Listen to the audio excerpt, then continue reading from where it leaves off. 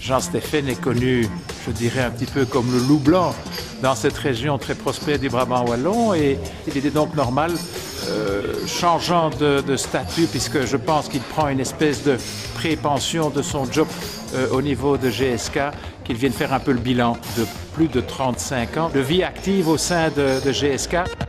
Je veux expliquer aux jeunes entrepreneurs quelle était ma stratégie et quels sont les facteurs clés de succès.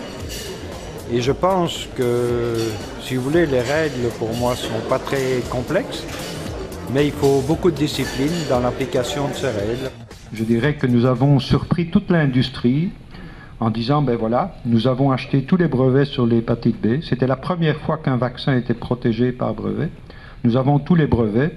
Et maintenant, vous les concurrents, si vous voulez venir sur le marché, ben vous allez devoir négocier avec nous. Et je pense que c'est comme ça que la société s'est créée et est devenue successful. Et puis après, on a développé, si vous voulez, des vaccins combinés, c'est-à-dire on a mis l'hépatite B avec tous d'autres produits qui n'étaient pas protégés par brevet. Et en faisant ça, on rendait évidemment les produits combinés protégés. Mais donc la stratégie, c'est pas plus compliqué que ça.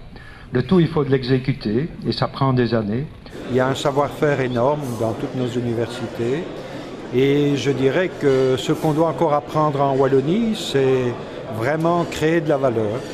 Et je dirais avoir l'esprit marchand économique est très important en parallèle à l'approche scientifique et innovation. Et il y a toute une nouvelle génération de jeunes entrepreneurs qui se créent et c'est ceux-là qui porteront la Wallonie de demain. L'industrie pharmaceutique a voulu développer des produits, je dirais, de mode. On allait développer le prochain antidépresseur, on allait développer le prochain produit cardiologique, alors qu'on n'adressait pas les vrais problèmes médicaux. Est-ce que vous croyez que l'État qui paye les médicaments est prêt à payer pour vous? Il ne faut pas rêver. Et donc on parlait de blockbuster. Donc toute cette ère a disparu, mais il a fallu une crise qui s'est passée les 10 dernières années pour que les gens dans l'industrie comprennent qu'il fallait se focaliser vraiment où il y a un besoin médical, et c'est le besoin médical qui détermine le marché. C'est pas plus compliqué que ça. Je pense que beaucoup d'entrepreneurs sont parfois trop individualistes. Et vous savez, il faut avoir la sagesse de travailler à quelques-uns et d'être complémentaires. Parce que tout le monde peut être très intelligent, mais on n'a pas toutes les qualités. Et lorsqu'on arrive à travailler à 2, 3 ensemble, on se complète et c'est ça qui fait la clé du succès. Bill Gates m'a aidé énormément, si vous voulez, pour le vaccin malaria. Et Bill Gates a une fondation qui a 30 milliards de dollars et il a décidé de la consacrer à l'éducation et à la santé, dont principalement la vaccination. Et un vaccin malaria, ça n'a pas de marché. Un vaccin malaria, c'est uniquement pour l'Afrique.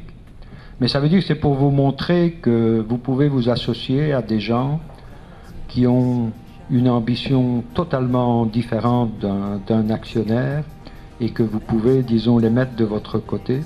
Donc, c'est comme ça qu'on fait changer les choses. Merci Jean. Mais donc ça c'est le vaccin du Cercle du Lac. On ne se soigne qu'avec ça ici. Et regarde un peu comme ils sont tous en bonne santé. moi le premier.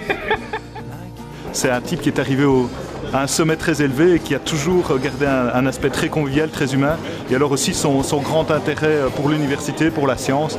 Et donc ce mélange business, science et humanité, c'est un bel exemple d'entrepreneur.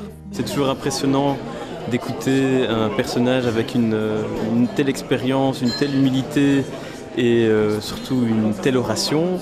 Et on ne peut qu'apprendre pour un jeune entrepreneur comme moi. C'est l'histoire d'une réussite incontestable, conduite par une personnalité tout à fait remarquable. Alors moi, ce que j'en retiens, c'est que finalement, la réussite est fondée sur des principes simples qui sont bien appliqués. C'est une leçon pour les plus jeunes, pour ceux qui veulent entreprendre et qui veulent développer leurs affaires. Bimedia.com